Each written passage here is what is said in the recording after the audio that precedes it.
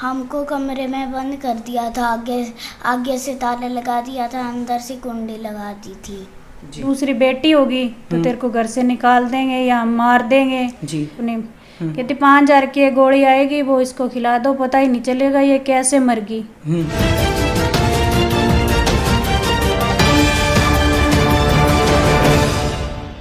नमस्कार, स्वागत आप सभी का धरातल न्यूज में। मैं हूं आपके साथ सुदेश पूनिया।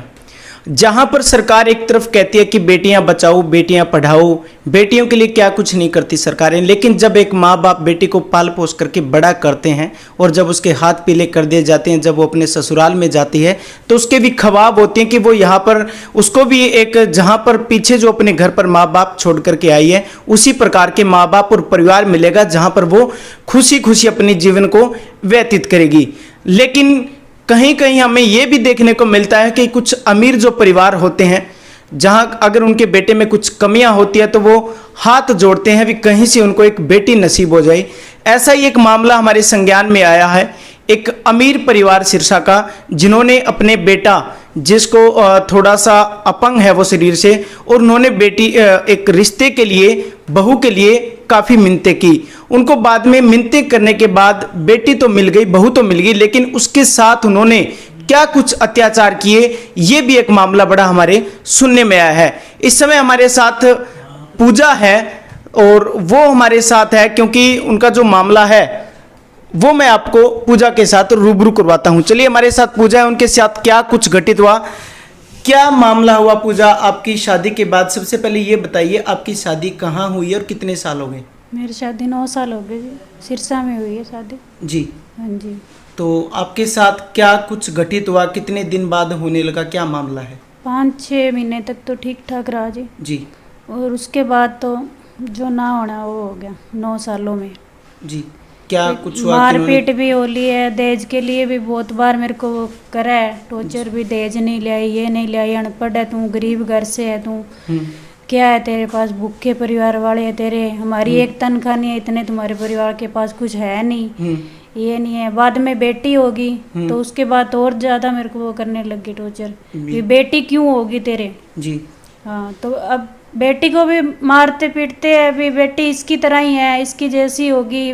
जी। तो बेटी को मारते हैं, मेरे को भी मारते हैं, बहुत बार पंचायतें हो गई है, बहुत बार समझा लिया इनको, कोई फायदा नहीं है। 1-2 बार मतलब 2-4 दिन ठीक रहते हैं, 1 महीने ठीक रहते हैं, ऐसे करके बाद में फिर ये वही मारपीट करना, वही ताने देना, सास ससुर ननंद है, वो भी फोन पे पूरी गालियां निकालती है कि तू क्या है, तेरे पास क्या है, तेरे घर वाले क्या है, ये वो। बाद में जब बेटा हुआ, बेटा होने वाला था, प्रेग्नेंट हुई, तो इन्होंने टेस्ट करवाया, चेक करवाया भी बेटा है या बेटी है। उस टाइम पे मेरे को बहुत धमकियां दी कि अगर तेरी दूसरी बेटी होगी तो तेरे को घर से निकाल देंगे या हम मार देंगे। जी। भी हमें तो बेटा ही चाहिए, बेटी हो ही ना। तो बाद में इन्होंने चेक कराया, इनको पता चला भी चलो बेटा है। जी। तो इन्होंने बहुत 5-6 महीने ठीक ठाक निकाल दिए भी चल इसके बेटा हो जाए, इतने थोड़ा कर ले इंतजार।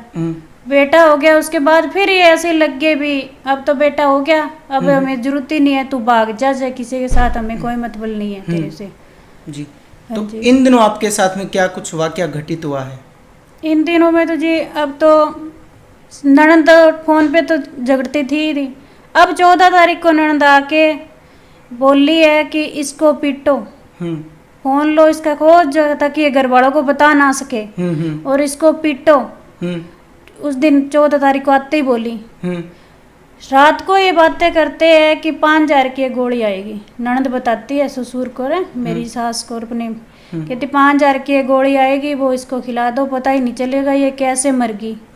मेरी सास कहती है वो खिलाएगा कौन, ससुर कहता है वो तो मैं खिला दूंगा। जी। ये रात को मैं सुनती हूँ, जब ये सोते तीनों दोनों कूलर के आगे, मैं ऊपर सोती हूँ छत पे, तो ऊपर कूलर चल नहीं रहा था, मैंने इनकी सारी बातें सुन ली। सुबह जब मैंने कोशिश कर रही भी फोन फान उठा के मेरे घर वालों को बताने के लिए, तो इन्होंने फोन फान दिया नहीं और मेरे को कूटा फिर चारों मिल के। आपको क्या लगता है ये जो पूरा वाकया आपके साथ हो रहा है, मारपीट जो हो रही है, क्या मुख्य मामला दहेज का है या किसी और बात को लेके है? जी, इनको बस गरीब घर की आ गई, अनपढ़ आ गई, इसको निकालो, कैसे करो भी, करके ख़त्म करो इस कहानी को, हम दूसरी शादी कर लेंगे लड़के की, ये बोल रहे हैं। जी, मतलब आपको घर से घर से निकालने की बात है जी, आपको ये कह रहे चाहे तो कुछ ले दे के निकाल दें या इसको मार दें या इसको ऐसे निकाल दे, बच्चे हम रख लें, इसको अकेली को निकाल दें। जी, तब आपके साथ ये सारा वाक्य है जो घटनाक्रम हाँ जी चल रहा है। हाँ इसकी जी। अब आपने कहीं पर इनमें ज्यादा करके वो ननद बोलती है कि भी मैं 50,000 रुपये कमाती हूँ महीने के, ये कुछ नहीं करते, इसको या तो ठिकाने लगा दो या इसको निकाल दो। तो इस वाक्य के बाद आपने कहीं पर कोई शिकायत वगैरह अभी करी है जी महिला थाने में। जी, हाँ जी मेडिकल वगैरह आपने करवाया है? हाँ जी मेडिकल हुआ है। उसमें क्या है? उसमें ये सारी चोटें लगी है, पीछे से मेरे वो दांत भी लगे हैं, काट लिया मेरे घरवाले ने, कान का पर्दा फट गया, ननद ने पीछे थप्पड़ मारा आके जी, तो वो कान का पर्दा फट रहा हुआ है। तो ये जो आपके साथ घटना हुई इसमें आपके बच्चे वगैरह भी वहाँ मौजूद थे? हाँ जी बच्चे थे मेरे दोनों। जी, तो आपकी प्रशासन से क्या मांग है, क्या कुछ इसमें होना चाहिए? मेरे को न्याय मिले जी, गलती होगी कि हमने बड़े परिवार से शादी कर ली, बस यही है जी। उस टाइम इनको लड़की नहीं मिल रही थी, मेरे माँ बाप कमज़ोर थे, तो मेरे जो सिस्टर है मामा जी है, इन्होंने सोचा भी चलो इनके लड़के में कमी है, हमारे परिवार की है जी, तो चलो इनकी शादी कर देते हैं जी। हाँ जी। तो चलिए, आपने देखा कि किस प्रकार से एक जो बेटी है उसको प्रताड़ित उसके ससुराल वालों द्वारा किया जा रहा है कि तू एक गरीब घर की और तू पढ़ी लिखी नहीं है। हालांकि ये भी सुनने में आया कि जिस लड़के के साथ इनकी शादी हुई है वो शारीरिक रूप से अपंग है और उन्होंने हाथ जोड़ करके इस बेटी को शादी के लिए उन्होंने हाँ भरी थी, लेकिन इसके बाद में एक अमीर और एक गरीब परिवार के बीच में ये फर्क उनको नजर आने लगा। क्या इसी प्रकार से समाज के अंदर बेटियों को प्रताड़ित किया जाता रहेगा? क्या सरकार इन मुद्दों की तरफ कोई और ध्यान देने वाली है? चलिए, जो इनके ससुराल पक्ष की बातचीत है वो भी अब आपको सुनवाते हैं। सारों ने मिलकर मारा था, चारों ने, और मुझको भी डांटते हैं वो। पापा आए पहले, फिर दादा आए, फिर दादी आई, फिर बुआ आई, उनने कुछ कहा ही नहीं, मारते गए। मुझको भी मारते हैं को? हमको कमरे में बंद कर दिया था, आगे से ताला लगा दिया था, अंदर से कुंडी लगा दी थी जी। अब इस मामले के अंदर जब हमने उनके हस्बैंड रवि कुमार से बात की तो उन्होंने कैमरे के सामने आने से और बयान देने से साफ मना कर दिया। इसके बाद जब हमने पूजा के ससुर जो है मनोहर लाल से भी बातचीत की फ़ोन के ऊपर, तो उन्होंने भी, जब हमने कहा कि आपके ऊपर इस तरह के तमाम एलिगेशन लगे हैं, तो उन्होंने भी किसी प्रकार से कैमरे के सामने आने से साफ मना कर दिया।